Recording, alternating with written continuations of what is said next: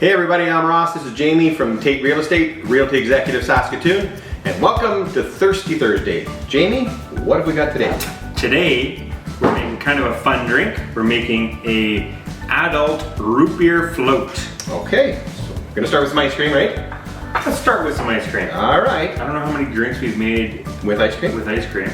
That's a very nice scoop. Yeah, I know. I've been working on my. You've been working on your scooping skills, because that's beautiful. I don't know. What do you think? Just one scoop of ice cream? 1.5.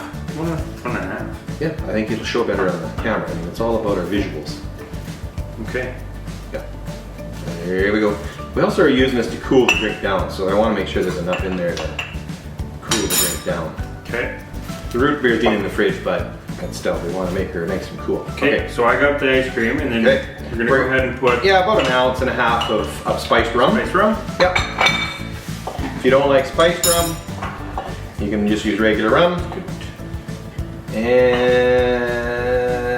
there you go. And we're just gonna top it with some A&W root beer. And I can guarantee you this is going to foam like crazy. Crazy.